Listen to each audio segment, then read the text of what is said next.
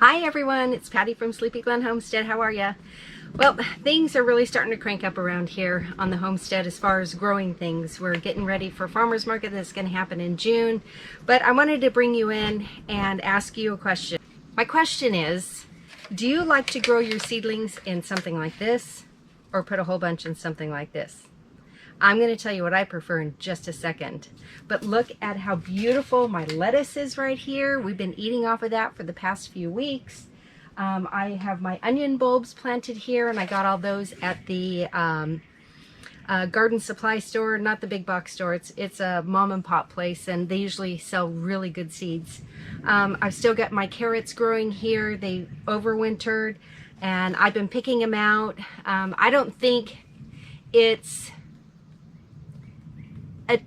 a very important point to thin out your carrots. I just come through and I get out little carrots and we eat them. You know, I'm not going to let no seed go to waste.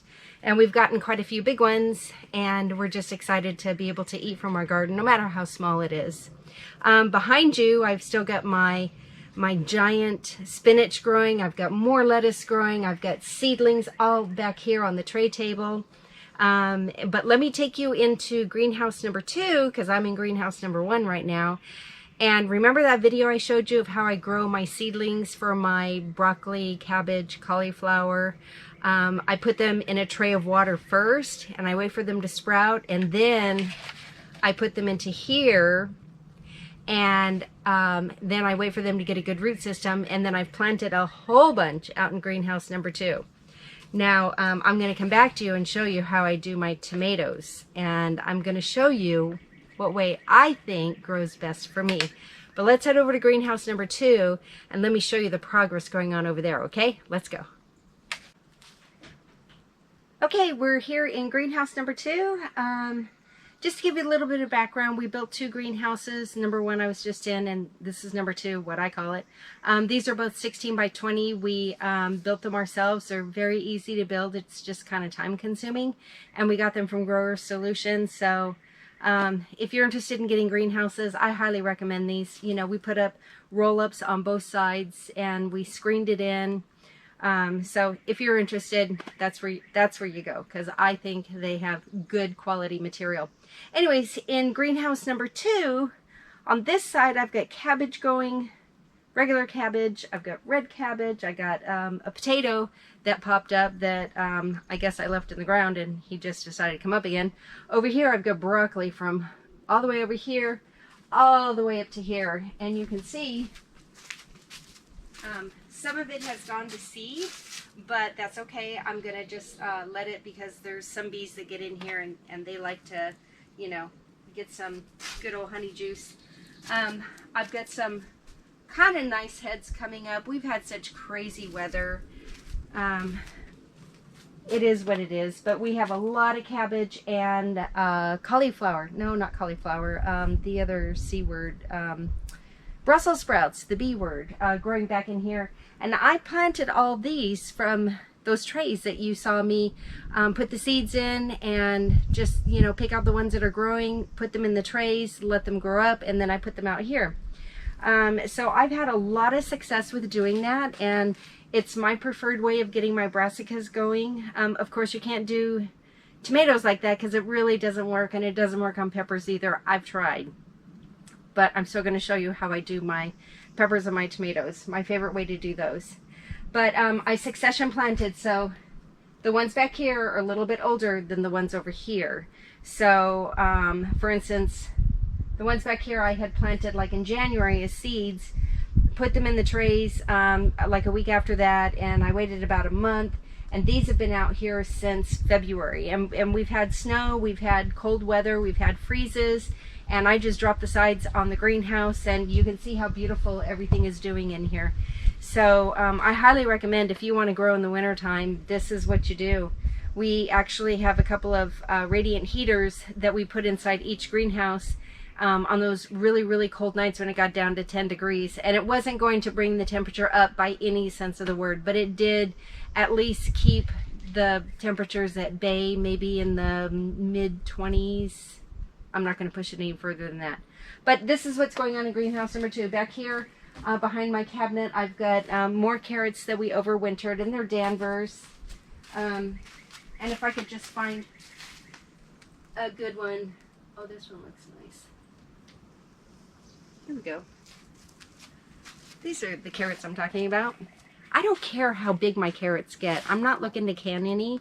We just want to eat good, healthy food. So, you know, this is the normal size that I get. And, you know, I'll just throw them on the table at dinner time while, you know, chow down on them. And they're very good. So, and I did not thin out any of my carrots. Not a one. So, this is what we're eating off of. Love it. All right. Let me take you out to the hill and show you what's going on out there, because it has just blown my mind what's going on out there. So let's go. Strawberry fields forever. Hey, last year I bought 100 jumbo strawberry plants from Gurney's, and I got them all planted going all the way up the hill, and they put off runners. So what we did with the runners, I tried to last year, didn't have much success because we were so busy, but we now have 8 more rows of runners that these strawberry plants took off with. So we are wanting to put in probably another 2 or 3 rows of 4s all the way up the hill this summertime when the runners start growing off of everything else. So we got big goals for our strawberry plants because we will be selling those at the farmer's market. Next to that, we have all of our berry plants. We've got loganberry, marionberry, boysenberry, blackberry, ashleyberry, you name it, we got a berry plant growing. A lot of them have thorns, and boy, they are wicked. So I got gloves, you know, rawhide gloves, just so that I can get in and tackle it. But they are doing absolutely tremendous up here. The boysenberry up at the top, oh my Lord, we're gonna have so many boysenberry, I'm gonna have to learn how to make syrup. So wait for that video to come out too. Let's go over here to the onions, because this is really interesting, okay? You're gonna think I've lost my mind, but it's kind of exciting. Let's go over here. All right, so here is where we planted all of our onions, and we bought them online. They were the starts with the, you know, the green stem on them, and we bought them from a company in Texas. They're called Sweet Onions. They might be the Texas Sweet, known as that also. Big seller at the farmer's market. So we bought 1,800 starts. Yep. 1800, 1,800. I know it's a lot. And what you see on the top of it is tulle, because our guineas, as fast as we could plant them, the guineas were coming out here and they were pulling them all out. So the tulle is about ready to come off. I just wanted to make sure that the root system got in real good, and that they couldn't come out here and just pluck them at will. Keith said we lost about 50, and I'm okay with that because it's less than 1%. So it is what it is. And next to it, I planted some sugar snap peas, and those are all coming up beautifully. I had bought a big bag from Tractor Supply at the end of the season last year, and I think they were a big name brand, like starts with a B, and like if you burp E. I'll never do that again, because only about half of them grew, and I was planting 2 and 3 in a hole at a time, and only half of those even grew. So I had ordered more seeds from M.I. Gardner, and I'm really impressed with the success that I've had with those snap peas. Every single one of them has popped up. So if you're looking for seeds in a good place, they're $2 a pack. You can't beat that, and like free shipping. I think I ordered like $100 worth of seeds, and I got more seeds than what I can, you know, shake a stick at, but that's okay because we are growing to sell at the farmer's market. So I'll take a lot of seeds. And thanks, Luke. Love your seeds. If you see this video, give me a big shout out. Okay, so that's what's going on over here. Now, the reason why we put the onions here is because last year we had grown zucchini and watermelon. So we are, you know, moving things around in the garden. And so this is a good place to put all the onions. In June, end of June, sometime in July, these will be ready to go to market. So then we'll have open space and we can, you know, plant something else in here. So let's go to the far side of the garden, and I won't walk you there because it's, you know, a little jaunt, and I'm going to show you what I just planted. Okay, now I'm on the far side of the garden, and last year we grew watermelon over here and sugar snap peas. What I have growing now, I've got my all my garlic growing. I overwintered all of these brassicas, broccoli, cabbage, cauliflower. A lot of it's gone to seed because we got some really warm temperatures, but I'm okay with that because again, it's feeding the bees and the bees need something to eat. Over here, pardon my back, that was rude of me. Over here, I just planted probably about 200 cauliflowers, and I'll be selling those at the farmer's market. So I'm really excited. I still have more room to plant. But let me show you where else I have a whole lot more room to plant. Let's go over there. Did I mention we have more room to plant? This is not what I'm going to show you, but I was walking by here and we're going to start working on ground cover in all of this area here between the garlic and the berry plants. And there's still more ground cover over there that we haven't even begun to work on, but I will have this entire place filled up like I did last year. Just wait and see. Okay, now I'm over here in the middle of the garden, and do you see there's nothing behind me? Nothing but ground cover. Let me tell you a story. Last year we didn't have ground cover at all, and I'll tell you what, it was the worst weed infested garden I'd ever worked in. A garden this size, we got about an acre of food growing. You can't possibly weed, you can't even rototill through the rows. It was awful. So we have every few weeks we go down to Martin's Landscape Supply, or Martin's, whatever they are, in Liberty, Kentucky, and we buy the 8-foot rolls by 300. It's only like $108, and one roll would do about 2.5 rows here. So we've been working on it since last summer, towards the end of summer and through the winter time. And so this is going to be a beautiful garden to work in. No weeds. Hopefully it'll keep a lot of the bugs down because Keith is only burning holes this big enough for the plant to go in. So let's go back into greenhouse number 1, and I'm gonna let you know which way I grow my tomatoes. Okay, so my question was, do you like planting your seedlings in here or in here? And let's talk specifically about tomatoes and peppers, okay? I have an example for you of my tomato plants that I planted in a cell tray. It's pretty sad looking. These are Mountain Fresh, and I'm not real happy the way that they grew, and I'm not sure why they look so terrible, but you might think they look good until I show you this. These are Mountain Fresh, and these are what I've been growing in this little pot. Do you see the difference here? Well, let's go ground level. Clearly, the ones in this pot are looking really good. I was up planting, putting everything into bigger cells, and I use, I believe there's 32 of these little cups that will fit in the 1080 tray. And I think I got 5 trays planted up, and I've still got oodles and oodles. You know, like I said, we grow for farmers markets, so I'm not growing 5 or 10 plants. I'm growing hundreds of tomato plants and hundreds, no, scratch that. I'm not growing hundreds of pepper plants because last year I did that and I couldn't even give them away. In fact, our pigs quit eating them. We had so many of them.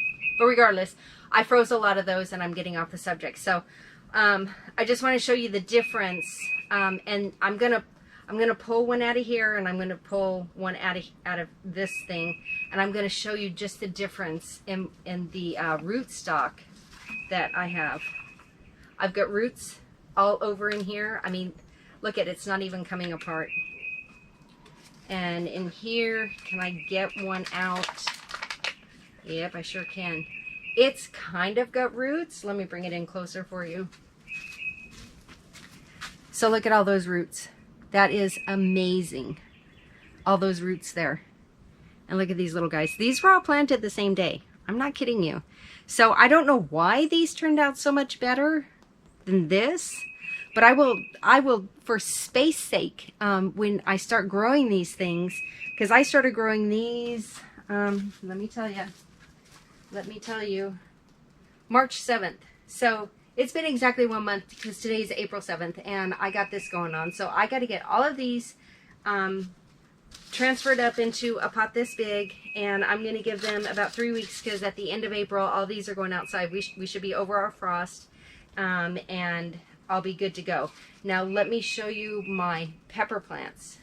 So here's my pepper plants. I planted these on, these are jalapenos, organics, and I planted these on March the 7th also.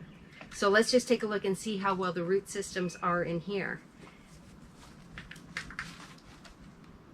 Maybe not as good, maybe not, but you can still see I got roots at the bottom here, and that makes me excited. And these are just now starting to get their second true leaves. So I'm going to be busy for the next few days getting all of this stuff potted up so that when the end of April comes, all that room I had out there on the hill, I'll be using it. Trust me, I got a lot of planting to do. Anyways, that's what I'm doing around here. I just kind of stay busy tinkering around. I'm not going to give you, this is a great idea, you know, how-to video. I'm just showing you what I do. So this is more like, hey, did you ever think about doing this instead of doing this? Because this is wasting a lot of soil. This, I know which ones are going to grow, and they're growing great. So this is my go-to way to start my seeds, and then I upplant them. So if you need a how-to upplant, you know, you just take it out. Tomatoes you can sink as low as the first leaves. I'm going to get these starter leaves off. You can, let me show you. I can sink this into one of those all the way up to here because all these little hairs, this is my tidbit, all these little hairs will grow roots, and I want a good root system before they go out there. So, all right, folks. That is all I have for today. I got to get busy and get all of this stuff planted. I might bring you back in a few days and show you how I do my onions, because I've not had good success starting onions. And I think I found the way how to do it. So I'll bring you back for another video for that. So anyways, thanks for coming along. Don't forget to hit the subscribe button, hit the thumbs up, hit the like, leave a comment. Oh my word. So you have to go watch my canning video on pinto beans, because that thing just blew up. It was phenomenal with all the comments, and I appreciate all the ladies that commented and caught me on my little mistake. But hey, you know, that's what our community is all about, you know, all of us preppers. So take care, God bless, and I'll see you on the next one.